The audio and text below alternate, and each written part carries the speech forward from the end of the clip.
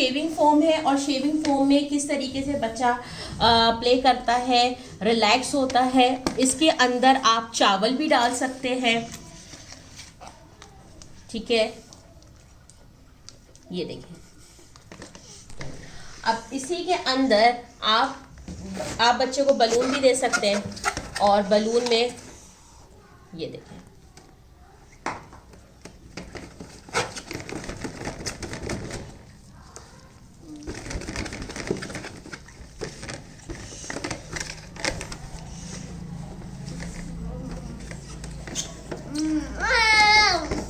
अब आप इसी में ही आप स्लाइम भी कर दें।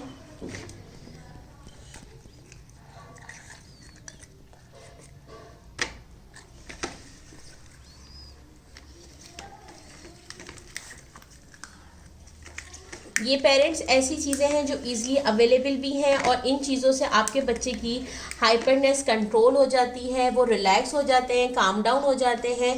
तो आप प्लीज़ ये तमाम चीज़ें पॉसिबल करिए कि बच्चे को एक्सपोजर करवाइए, बच्चों को रिलैक्स करें, उनकी सेंसरी डाइट का भी आप ख्याल रखिए।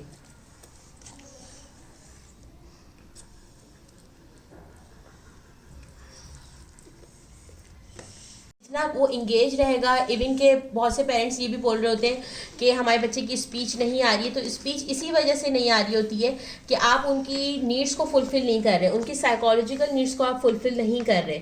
जब आप बच्चों की साइकोलॉजिकल नीड को भी फुलफ़िल करेंगे तो आपका एक रेपो बिल्डअप होगा, बच्चे का सेल्फ कॉन्फिडेंस बिल्डअप होगा, बच्चा रिलैक्स होगा, काम डाउन होगा, तो वो स्पीच थेरेपी के थ्रू बोलना भी सीखेगा।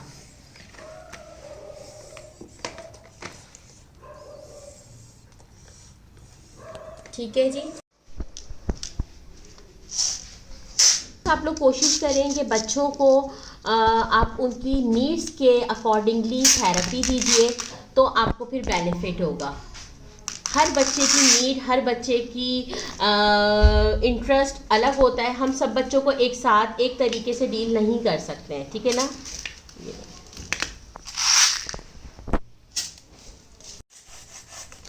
सैंड के थ्रू भी आप बच्चों को उनकी सेंसरी डाइट को फुलफ़िल कर सकते हैं और बच्चे बहुत काम डाउन और रिलैक्स होते हैं। एक हाथ में इनके देखें ये है, एक हाथ से आप ये कर रहे हैं।